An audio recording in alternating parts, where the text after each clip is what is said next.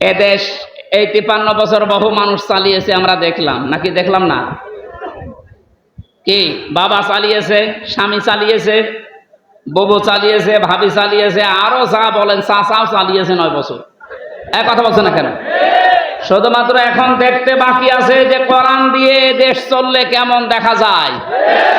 এটা আমরা দেখতে চাই না। কারা কারা কোরআন দিয়ে দেশ চলুক দেখতে চায় দেখি? লিল্লাহে তাকবীর।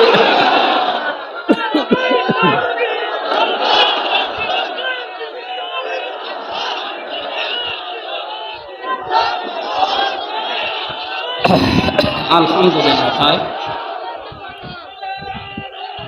এই ঠিক আছে। হাত তুলেছেন আল্লাহর জন্য তো নাকি লোক দেখানোর জন্য? এটা যেন আল্লাহর জন্য হয়। সামনে সময় আসলে আপনি এই হাতটা দেখাবেন যে আমি হাত তুলেছিলাম, কোরআন যেন কায়েম হয়। আর কোরআন তো ফেরেশতারা এসে কায়েম করে দিয়ে যাবে। বলেন, অন্যান্য ধর্মের যারা আছেন অনেকে ভয় পান যে আমাদের কি হবে। কি হবে মানে আপনারা আরো আরামে থাকবেন।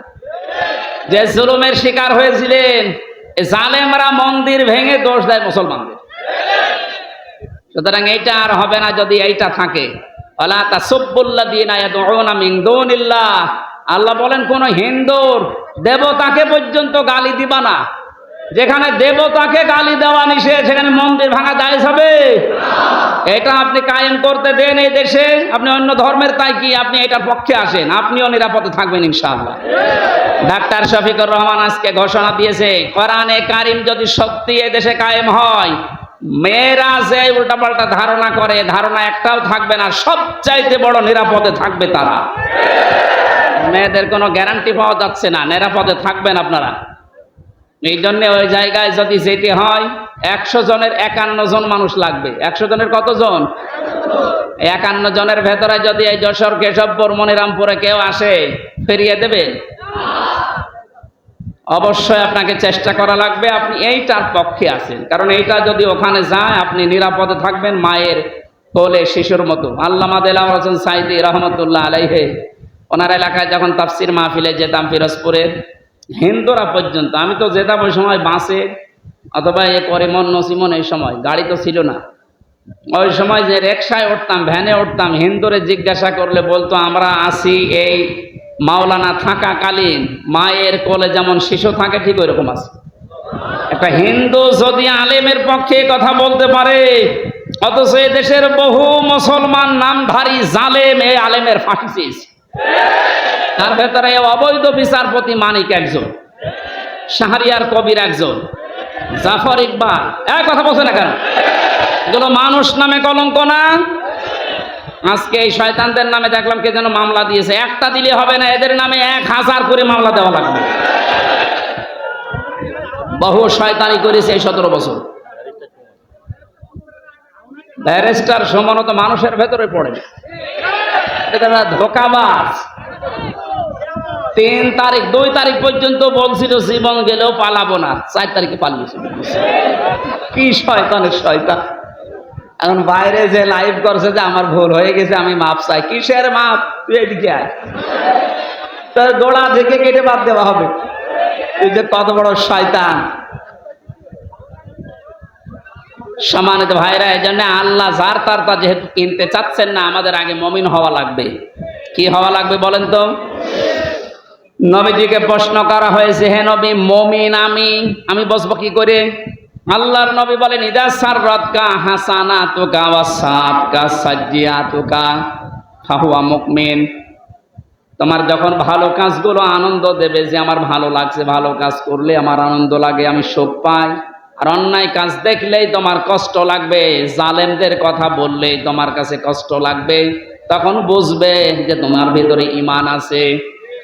সুতরাং আজ আপনি ঈমান আছে কিনা কাবা শরীফের ইমামের কাছে জিজ্ঞাসা করা লাগবে না, নিজের কাছে জিজ্ঞাসা করেন। ভালো কাজ দেখলেই ভালো লাগবে, অন্যায় দেখলে আপনার কাছে কষ্ট লাগবে, বুঝবেন আপনার ছিটা ফোটা হলেও ঈমান আছে। আর যদি ভালো কাজ দেখলে আপনার আর রাগ হয়, অন্যায় কাজ দেখলে যদি আপনার কষ্ট না লাগে, আপনি হজ করতে পারেন এ দরবেশের মতো, আপনার ঈমান নেই। আমি 16 সালে হজে গিয়েছিলাম, ওই সময় শুনেছি দরবেশ কাবার পাশে ওই যে টাওয়ার আছে, ওই টাওয়ারে আছে। এই যে এবারও গিয়েছিলাম ওমরায়, শুনলাম দরবেশ নাকি ওখানে আছে, একেবারে সব সময় কাবার পাশে টাওয়ারে থাকে, কাবা দেখে। তো বাংলাদেশ সবচাইতে বেশি টাকা আত্মসাৎ করেছে শয়তান। 32,000 29,000 কোটির উপরে, একটু না 29,000 টাকা কোটি টাকার উপরে খরচ হয়েছে পদ্মা সেতু বানাতে। কেউ কেউ বলেছে 32,000। আর ওই শয়তানের এক ব্যাংকেই টাকা আছে বাইরের দেশে 36,000 কোটি টাকা। টাকাগুলো যদি এখন ফেরত নিয়ে আসা যায়, আর একটা পদ্মা সেতু বানানো যাবে। যারা আজ খালি চিল্লা তোদের নিজের টাকায় পদ্মা সেতু, তোমার বাবার টাকা। টাকাগুলো সব এইভাবে আত্মসাৎ করে করে বাইরে পাঠিয়েছে, বেগমপাড়া বানিয়েছে, আর এদিকে বলে যে একটা সেতু বানাতে পারে না। এখনো 4-5টা সেতু বানানোর টাকা ব্যাংকে পড়ে আছে শুধু এই শয়তানদের। ডক্টর মোহাম্মদ ইউনূস সহ যারা দায়িত্বে আছেন আরো কঠোর হওয়া লাগবে। এই শয়তানদের টাকাগুলো নিয়ে এসে এখন জনগণের কাজে লাগেন। এই রাস্তা দিয়ে আসা যাচ্ছে না, এই রাস্তা তো সোনায় সোহাগা হওয়া লাগবে। পালিয়েছে এই যশোর, কেশবপুর, মনিরামপুর সহ যারা, অনেকেই পালিয়েছে। এদের টাকা পয়সাগুলো এখন রাস্তায় ঢালা দরকার নেই। রাস্তা এখন মানুষ, আমাদের গাড়ি আসতে পারিনি, আমি মোটরসাইকেলে আসলাম। এই জন্য আমাদের উচিত হচ্ছে, আল্লাহ যেহেতু যাত্রাটা কিনতে চাচ্ছে না শুধু মমিনটের, এই জন্য আমরা মমিন হতে চাই। আপনি দেখবেন আপনি মমিন আছে কিনা। ভালো কাজ দেখলে আপনার আনন্দ লাগবে, অন্যায় দেখলে আপনার খারাপ লাগবে। প্রথমে আল্লাহ কিনতে চেয়েছেন দাম হিসাবে, যেটা আপনি দিয়ে কিনবেন তার 1 নম্বরে আনফুসাহুম ওয়া আমওয়ালাহুম, জান এবং মাল। জান কিনতে চান আল্লাহ। যেহেতু আল্লাহ পাক নিজে এখানে ক্রেতা, অবশ্যই তিনি দেখে শুনে কিনবেন। পচা, অবৈধ, নাপাক এরকম জিনিস কিনবেন। এই জন্য আমাদের জীবন যেন নাপাক হয়ে না যায় জালেমদের মতো, আমাদের জীবন যেন অবৈধ হয়ে না যায়, আমাদের জীবন যেন উল্টাপাল্টা লাইনে চলে নষ্ট হয়ে না যায়, পয়সে না যায়। পাক পবিত্র তাজা টাটকা জীবন আমরা তৈরি করতে চাই। জীবন যদি কেউ পবিত্র করতে চায় তাহলে 2টা পদ্ধতি আছে। 1 নম্বরে তার জীবনে কোরআন থাকা লাগবে, 2 নম্বরে তার জীবনটা রাসূলের পাবন্দি হওয়া লাগবে। 2 নম্বরে আমওয়ালাহুম, তার মাল আল্লাহ কিনতে চায়। মাল মানে যেটা পালিয়েছে আবুল কালাম, কি নাম জানো? কামাল। আবুল মাল তো কবরে, আবুল মাল আর কামাল না। আমার আল্লাহ যেটা জানিয়েছেন, মালের ব্যাখ্যা আমি পেয়েছি তাফসিরে 5 প্রকার। এই পৃথিবীতে সর্বোত্তম মালের পরিচয় দিয়েছেন রাসূলুল্লাহ।